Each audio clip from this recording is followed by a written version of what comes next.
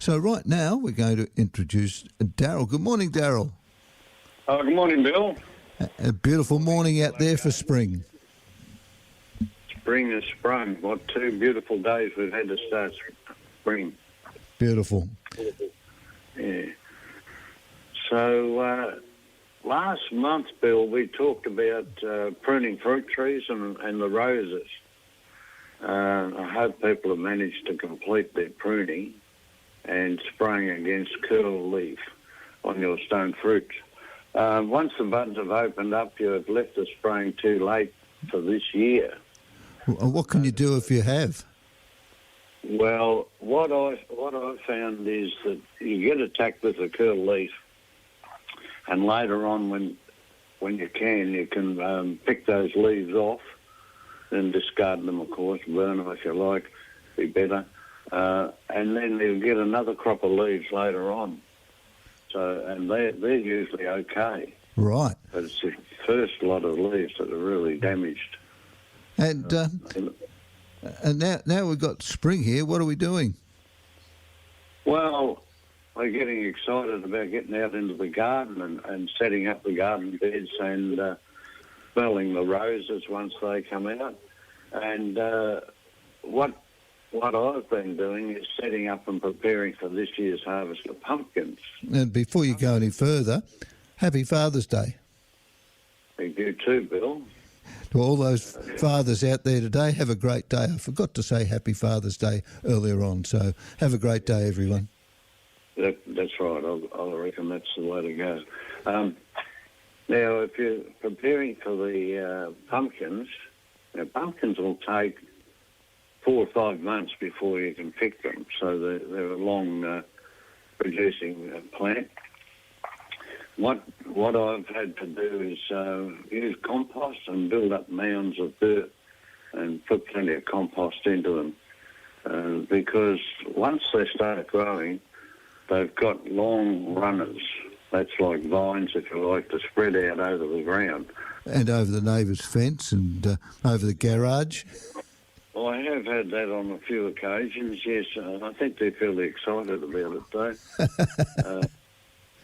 But, yeah. So there's many varieties of pumpkins as well. For those that are worried about going into the neighbour's fence or maybe into a small allotment somewhere, you can grow them in pots, large pots. I've found a big drum, a plastic drum, and I've cut it in half and I made 2 beautiful big pots out of that. So I filled that up with compost and soil and straw and stuff there ready to put the pumpkins into to grow out of that. So you can control the water and that a bit better, water them more evenly that way.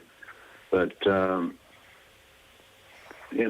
you just need to have plenty of room for them. Plant them, they take a little while to come up. They usually like around about 60 degrees in the old temperature. And then they grow fairly well. Now, this is the time when you do get excited and you think, I'll pop the pumpkin seeds in, and they may go in and they may start to grow, but very slowly. But people get too excited. So you've got between September and the end of November to plant your pumpkin seeds. So you wait till the weather warms up a bit? Sorry? You wait till the weather warms up a bit? Well, it is. The soil's got to be warm. And you'll find that some of the ones that you plant early will not produce any better than those that are planted later on in the season. They catch up. So with the pumpkins, people will say, do I need 2 sets of pumpkins? What do I need? Well, pumpkins are self-pollinating. That is that they have both male and female flowers. And how do you tell the difference, Bill? Do you know how to tell the difference? Well, if they're male and female, they've got to have some connotation to other male and females, haven't they? That's right. The female will form a swollen section under the flower, and it's known as the ovary, and the male flower will just go straight up to look like a nice flower, but just a stamen will have a flower in it, and that's it. Now, what do you do? A lot of people have said, oh, I've got a lot of male flowers or a lot of female flowers and I'm not getting anything pollinated. That can be because you planted too early, you're under a bit of stress and that, and normally you'll find that the male flowers will be the first flowers to come out, and you might get an abundance of those before you get a female flower. Now, what we've been doing is ruining all the bees and pollinators that we have around around the metropolitan area. So bees are a bit harder to find these days, but bees are the pollinators of pumpkins. You'll go out there and you might find 2 or 3, 4 bees in the flower, buzzing around. You can't see what they're doing, but you'll see on their bodies they've got this yellow pollen on them.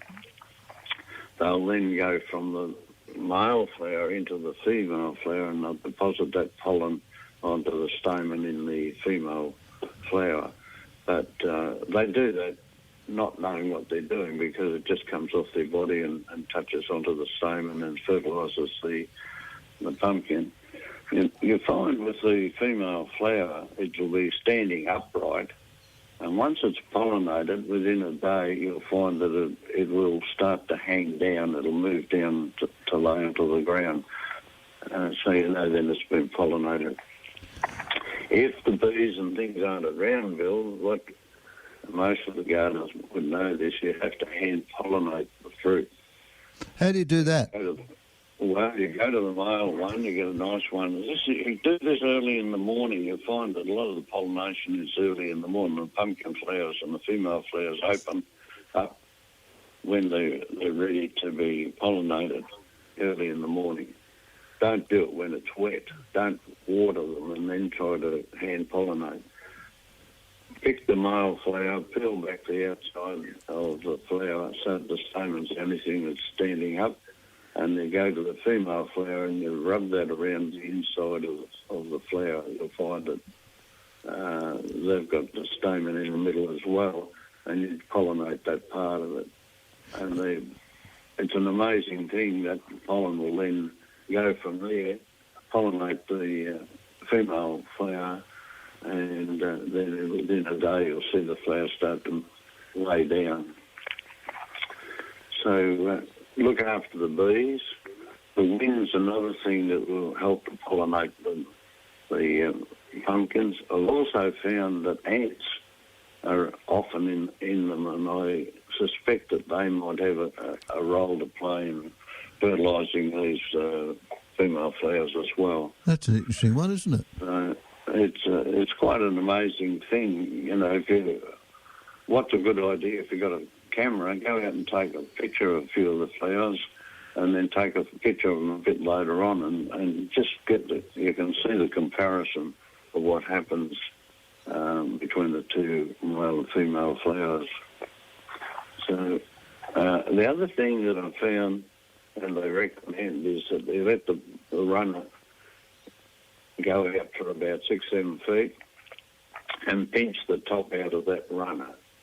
Right. That seems a terrible thing to do, but then the runner will produce more runners from the sides of the vine, and this is where you increase the production, quality and the quantity of pumpkins that you get. Right. And what's the planting regime? What's the what? The planting regime. What do you do when you're planting? If you've got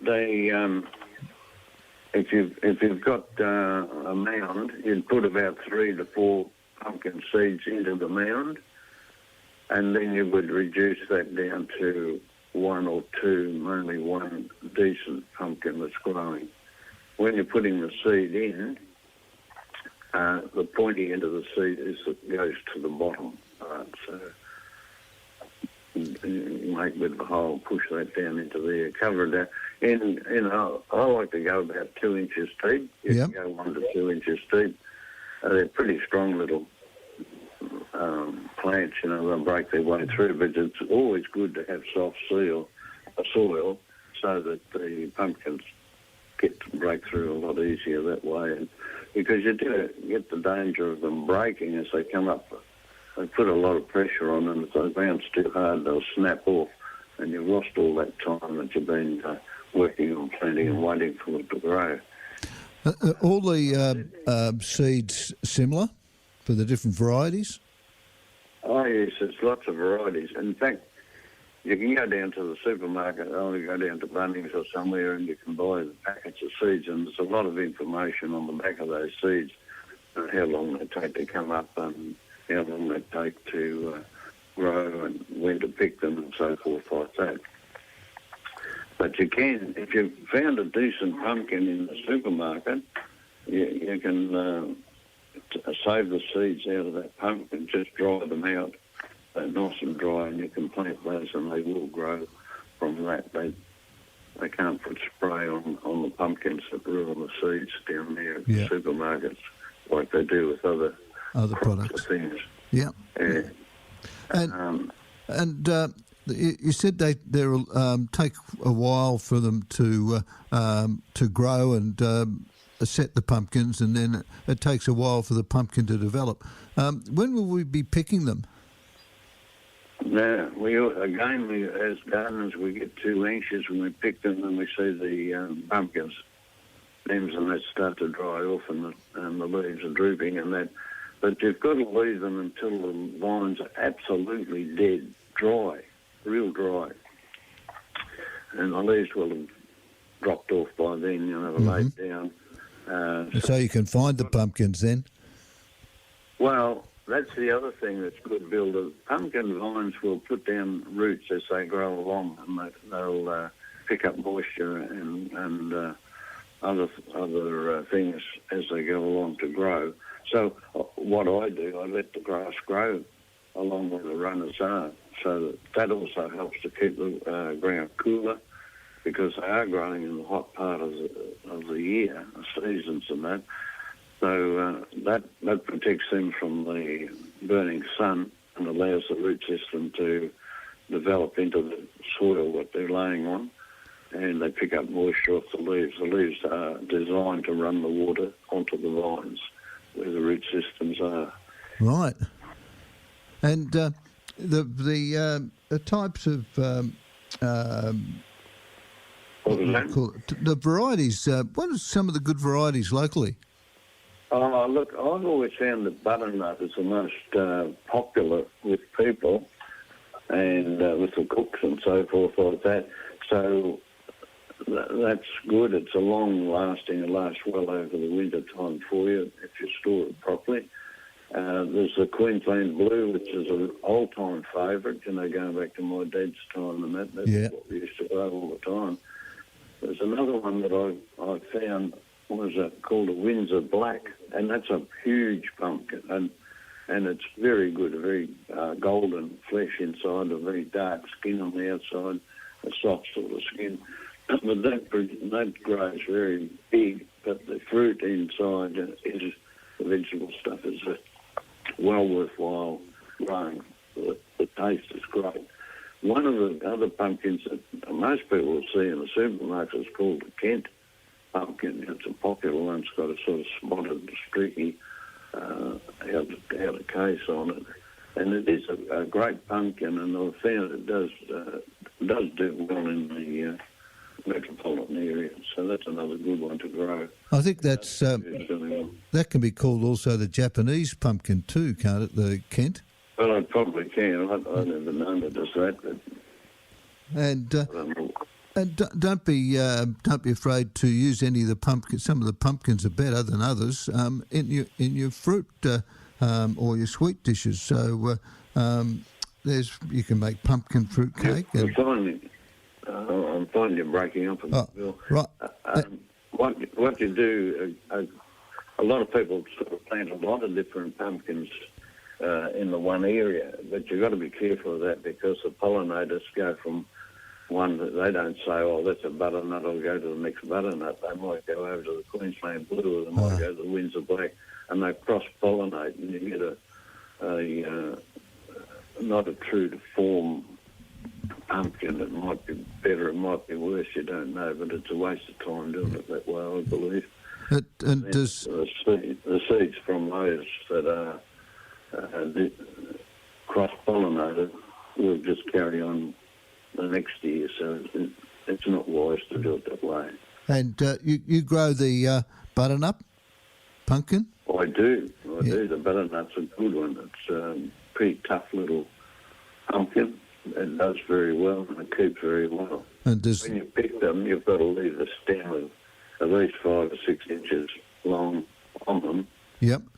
When you harvest them, and put them into a dry area in the shed with a air and that, and keep them dry. But they will keep right up until Christmas time. So you store them. You leave a decent length of stem on the pumpkin. Sorry.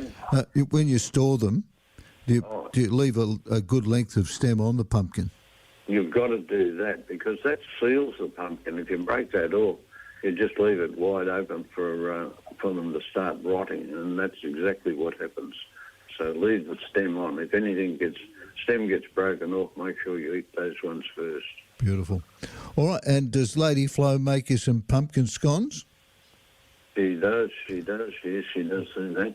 I think she takes after the other Lady Flo. Up in Queensland. Yes. Yeah. And another good pumpkin, Bill, for people to grow in the smaller areas that they've got is the golden nugget. oh, yep. Reddish sort. And it's a great little pumpkin. You get a good variety of good sized pumpkins off it, and you get a decent crop off of it as well. Great for roasting. Yes, it's great. Great little pumpkin. Beautiful. So my choice is a butternut, the Windsor Black, and the golden nugget. That's Right. what I sort of grow a lot of. Yeah, I was looking up some of the pumpkins over the last couple of days, and there's one called the Turk's Turban, and that's a fabulous looking pumpkin. I don't know what it tastes like. Which one was that again? The Turk's Turban. Oh, yeah, there you go. Yeah, it's a strange-looking pumpkin, that one. It does look like a Turk's hat, It does, doesn't it? Yeah. Yeah, it's quite a lot of the time you can grow these things. They're really interesting to grow, They're Yeah. exciting to see them, what they develop like. You wonder when you put a seed in the ground, you wonder what's contained in that seed to be able to carry on. From year to year, they just be able to repeat what their parents looked like. Yeah, great. All right, well, we've run out of time this morning, mate. Oh, have we really? Yes, we have. No time to make pumpkin scones. Oh, no, not yet, because you haven't grown them. Oh, I've got a couple left from last year, Bill. Oh, there you go. So Flo making some scones for Father's Day. That's right. All right, thank you very much, Daryl, and have a great Father's Day out there. It's going to be a beautiful day, and you can either stay in the garden or take Flo out for Father's Day. All right, I'll do that. Okay, Thanks, then. Bill, and thanks for listening. Yeah, Thank you very much. Thank you very much, Daryl. Bye for now.